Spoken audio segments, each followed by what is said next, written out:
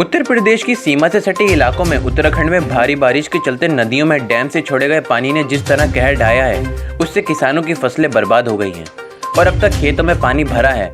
वहीं कुछ किसान अपनी धान की फसलें काटने के बाद उन्हें सुरक्षित स्थानों पर सुखाने के लिए मजबूर हैं। कुछ इसी तरह जनपद रामपुर के किसान अपनी बची कुची धान की फसलें नैनीताल हाईवे पर सुखाने को मजबूर हैं। आइए दिखाते हैं इसी से जुड़ी कुछ तस्वीरें।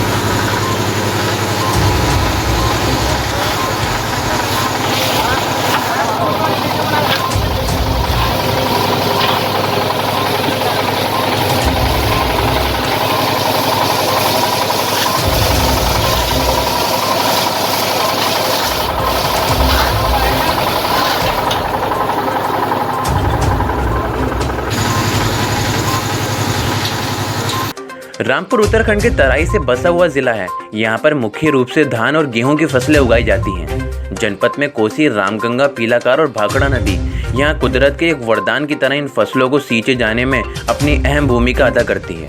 वहीं तेज बारिश में ये सब उफनती हैं तो अभिशाप बनकर किसानों को तबाह बर्बाद कर डालती हैं।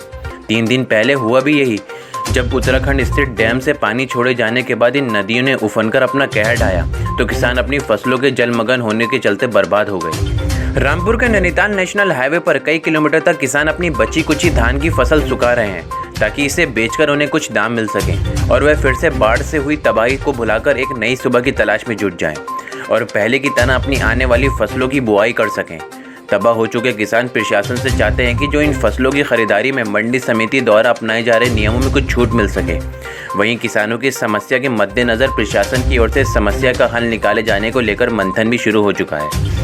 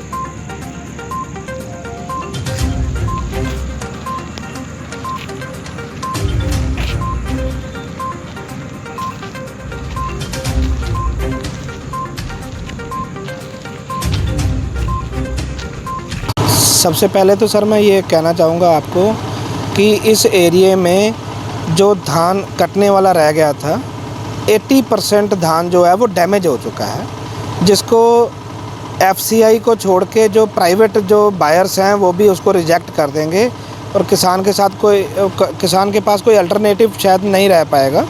और उसके बावजूद अगर कुछ वो सुखा रहे हैं दिन रात, उसको अलग सूखी जगह अगर नहीं मिल रही है तो वो हाईवे पे सड़कों के किनारे पे आ रहे हैं और उसको सुखा रहे हैं। और बहुत सारा 2-3 दिन सुखाने के बाद फिर वो लेके आते हैं और कई सारे प्रोसीजर्स से निकलना पड़ता है और वो एक टेंटर हुक पे रहते हैं कि पता नहीं इसका मॉइस्चर जो है वो एक्सेप्टेबल होगा कि नहीं होगा। अगर वो यहाँ पे आते हैं, एक बार कहीं से चेक करवाया कि हाँ ठीक है मॉइस्चर जो है 17 है, और वो पूरी एक ट्रॉली में से अगर कहीं से भी मॉइस्चर थोड़ा सा भी अगर बढ़ती आता है तो उसको बहुत सारी परेशानियों का सामना करना पड़ता है। दोबारा फिर जाके उसको सुखाना पड़ता है, जिसके ऊपर लेबर कॉस्ट इतनी ज़्यादा आ जाती है कि वो कहीं ना कहीं पे अनबियरेबल होती है। तो आप क्या चाहते हैं सरकार से मदद? देखिए सर, सरकार से तो हमेशा ही ये उम्मीद रहेगी कि अगर इतना बड़ा नुकसान हो गया किसान का तो कहीं ना कहीं पे ग्राउंड लेवल पे आके वो देखें और किसानों को असिस्ट करें। अदरवाइज़ किसान हमेशा हर एक जो फसल होती है वो उसको पहले ही कहीं ना कहीं पे उधार लेके खर्च कर चुका होता है और एक ही फसल बर्बाद होने पे किसान जो है बिल्कुल ख़त्म होने की कगार पे आ जाता है। उसके बाद उसके पास कोई अपॉर्चुनिटी नहीं रहती है।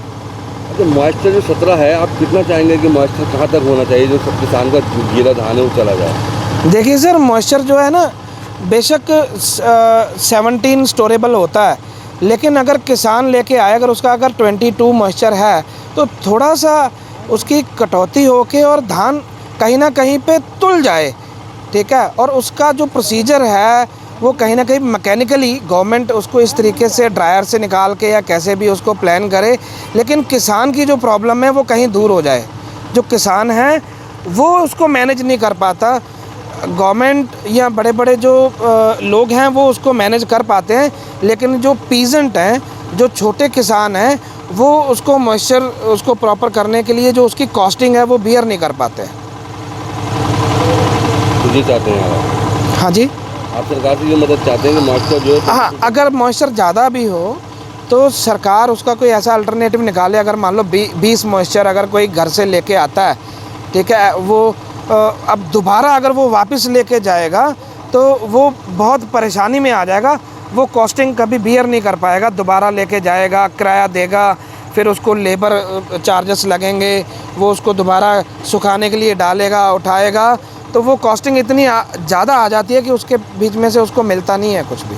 हाईवे पे हम अपना धान सुखा रहे हैं, ये गीला हो गया था बारिश के कारण और मॉइस्चर कम था, मतलब मॉइस्चर बहुत ज़्यादा है, इसके लिए हम अपना हाईवे पे धान सुखा रहे हैं, नैनीताल हाईवे पे। हाँ जी। क्यों सुखाना पड़ रहा है हाईवे पे धान आपको? ये धान इसलिए सुखाना पड़ रहा है, ये बारिश के कारण हमारा धान सारा भीग गया और हमें हाईवे पे आके धान सुखाना पड़ रहा है। तो खेतों में नहीं सुखाया आपने? खेतों में कैसे सुखाते, खेतों में तो पानी अभी बहुत आ रहा है, ऊपर से पानी बहुत आ रहा है, खेत तो बहुत गीले हैं। तो हाईवे आपने बंद कर रखा है? हाँ, बंद ही समझ लो।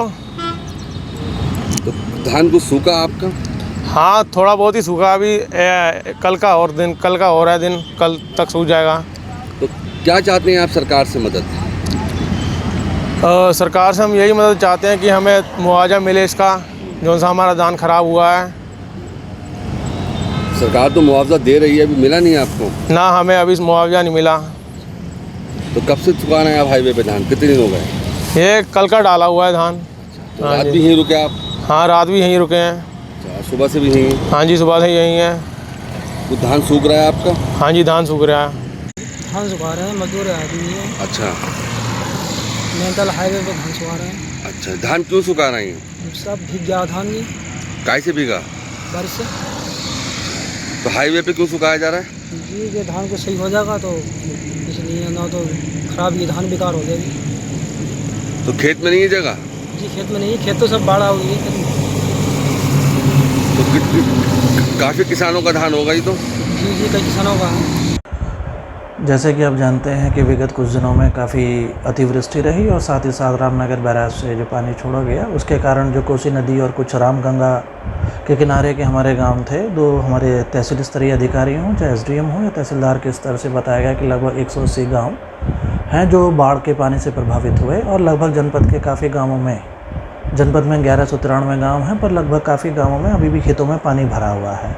जहाँ तक क्षति का आकलन है, टीमें लगभग 100 से अधिक जिलाधिकारी महोदय के आदेश पर टीमें लगाई गई हैं और प्रथम दृष्टया लगता है कि किसानों का काफ़ी धानों की क्षति हुई है, जिसमें सभी अधिकारियों का है कि एक हफ्ते में कार्य पूर्ण कर कर जो वास्तविक क्षति हुई हो ऐसा कोई भी कृषक ना छूटे जिसको सरकार के द्वारा दी जाने वाली अहैतुक सहायता से वो वंचित रह सके। सर धान भी काफ़ी बिक गए, तो धान के मॉइस्चर का क्या पैमाना है सरकार? अभी वर्तमान में सरकार का 17% का पैमाना है और अगर सरकार इसमें कुछ ढुलाई देती है उसी मानकों पे जो सरकार का मानक रहेगा कृषकों से लिया जाएगा। अच्छा, किसानों का ये कहना है, हमारे कई किसानों से बात हुई, इस बाढ़ की स्थिति की वजह से काफ़ी धान बिक गया है, तो मॉइस्चर की जो पैमाना है वो लगभग सरकार से उन्होंने मांग की है कि 22 होना चाहिए। अगर सरकार के संज्ञान में, क्योंकि बाढ़ की स्थिति है केवल जनपद रामपुर की ही नहीं, आसपास के जनपदों में जहां नदियों में बहाव आया है पूर्वांचल से लेकर पश्चिमांचल तक, सरकार की निगाहें इसमें हैं और सरकार किसान हित में कोई निर्णय लेगी और मुझे उम्मीद है कि इसमें कुछ जब भी निर्णय आएगा किसानों के हित में ही आएगा। रामपुर से फहद खान के साथ तासीन मोहम्मद फयाज खान। आपका इस मुद्दे पर क्या कहना है नीचे कमेंट बॉक्स में ज़रूर बताएं और अभी तक आपने हमारा YouTube चैनल सब्सक्राइब नहीं किया है तो बिना देर किए सब्सक्राइब कीजिए और घंटी की आकृति का बटन दबाएं ताकि हमारा ताज़ा वीडियो आप तक सबसे पहले पहुंचे।